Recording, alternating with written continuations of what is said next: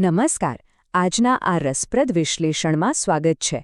આજે આપણે ગુજરાતી સાહિત્યની એક અત્યંત પ્રચલિત અને ખરેખર ખૂબ જ રમૂજી એવી લોકકથાને ડીકોડ કરવાના છીએ.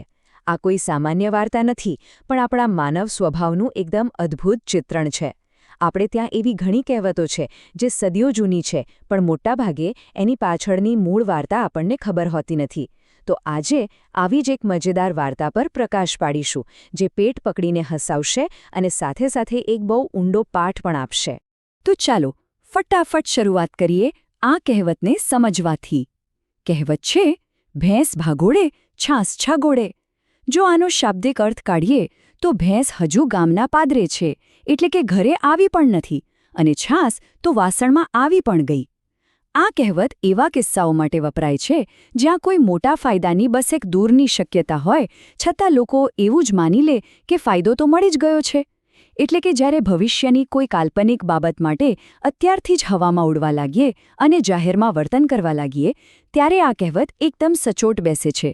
ટૂંકમાં કહીએ તો કાલ્પનિક બાબતો પર ઝઘડવા વિશેની આ એક પરફેક્ટ વ્યાખ્યા છે.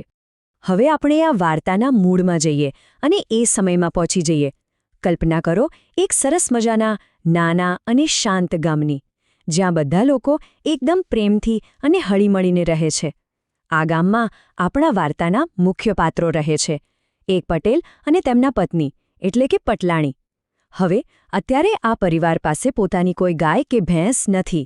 ઘરમાં કોઈ દૂજાણું નથી, એટલે રોજનું દૂધ બજારમાંથી વેચાતું લેવું પડે છે. તેમનું આ જીવન એકદમ શાંતિથી અને ખુશીથી પસાર થઈ રહ્યું છે.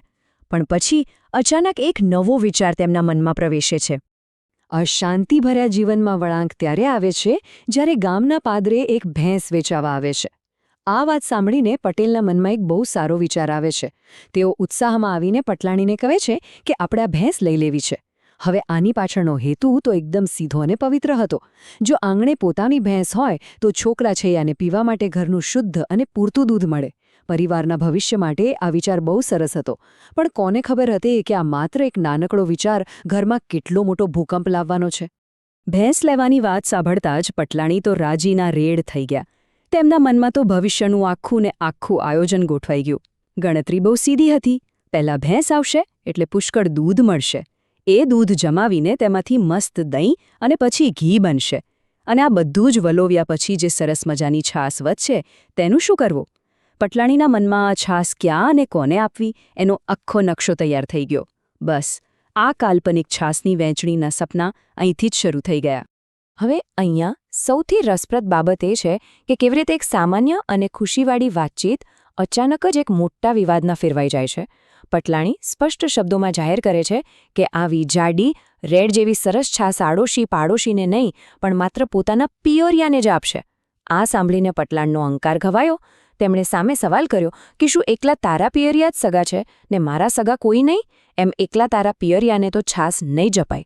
વિચારો, જે છાશ હજુ ભની જ નથી, જે ભેંસ હજુ ખરીદાઈ જ નથી, તેના પર અત્યારથી જ હક જમાવાની આ જીદ્દ શરૂ થઈ ગઈ. અને વાત કંઈ અહીં અટકતી નથી. બંને પક્ષેથી દલીલો એકદમ ઉગ્ર બની જાય છે. પટલાણી પોતાનો પૂરો અધિકાર દર્શાવતા એકદમ મક્કમતાથી કહે છે કે ઘર તો મારું એ છે ને ભેંસ તો મારી છે અને તમારી એ છે. અહીં એવી ભેંસ પર માલિકીનો દાવ થઈ રહ્યો છે જે હજુ ગામના પાદરે જ ઊભી છે, ખરીદી પણ નથી.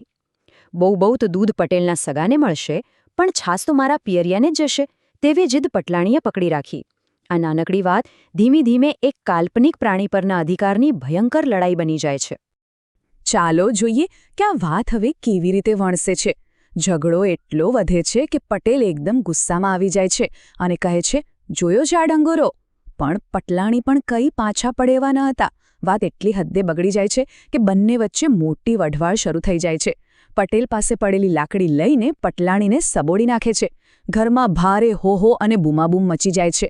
આટલો મોટો અવાજ સાંભળીને આસપાસના બધા જ આડોશી પાડોશીઓ દોડતા દોડતા ભેગા થઈ જાય છે કે આખરે થયું શું? પાડોશીઓ એકઠા થઈને પૂછે છે કે આખરે આ બધું શું માંડ્યું છે? પટલાણી રડતા રડતા પાડોશીઓને પોતાના વાંસામાં પડેલા લાકડીના સોળ એટલે કે મારના નિશાન બતાવે છે. જ્યારે બધા લોકો આ ભયંકર કજિયાનું કારણ પૂછે છે, ત્યારે વાત તેની ચરમસીમા પર પહોંચે છે. પટલાણી સમજાવે છે કે આખો ઝઘડો છાશ માટે છે, કારણ કે પટેલ છાશ પિયરિયાને આપવાની ના પાડે છે. આ સાંભળીને પાડોશીઓને કેટલું હાસ્યાસ્પદ લાગ્યું હશે, કારણ કે આખું ગામ જાણે છે કે પટેલના ઘરમાં તો કોઈ ભેંસ છે જ નહીં.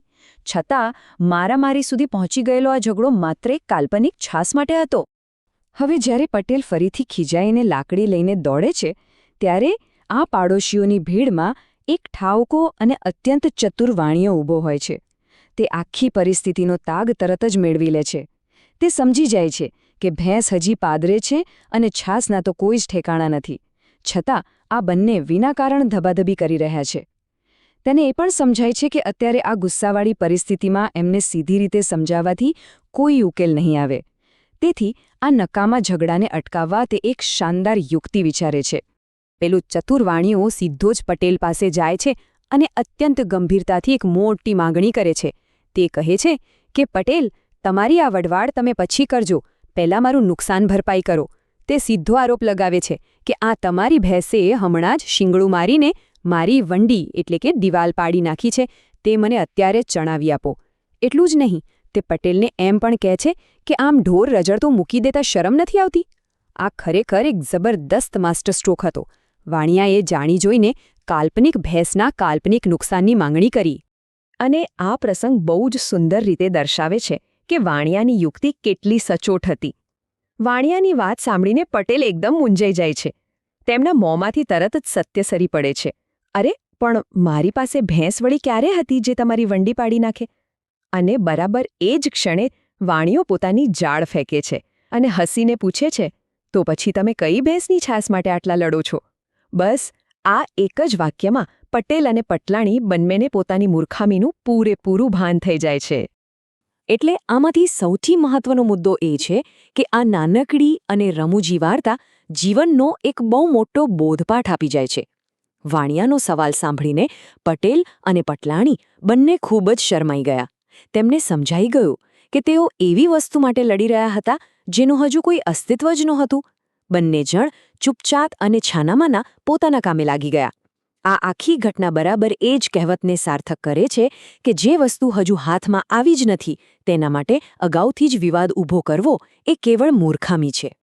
અંતમાં આ આખી સમજૂતી આપણને એક ઊંડો વિચાર કરતા મૂકી જાય છે. આ સદીઓ જૂની રમૂજી લોકકથા માત્ર હસવા પૂરતી સીમિત નથી. તે માનવ મનોવિજ્ઞાનની એક બહુ જ સામાન્ય નબળાઈને ઉજાગર કરે છે. આપણે પણ કેટલીય વાર પટેલ અને પટલાણી જેવું જ વર્તન કરતા હોઈએ છીએ, ખરું ને? ભવિષ્યમાં શું થશે, કોને શું મળશે, એવા કાલ્પનિક વિચારોમાં આપણે આપણી આજની શાંતિ અને અમૂલ્ય સંબંધો બગાડી નાખીએ છીએ. આશા છે કે આ વાર્તા કાલ્પનિક છાસ માટે વર્તમાનની શાંતિ ન ગુમાવવાની પ્રેરણા ચોક્કસ આપશે. આજના આ વિશ્લેષણમાં જોડાવા બદલ ખૂબ ખૂબ આભાર.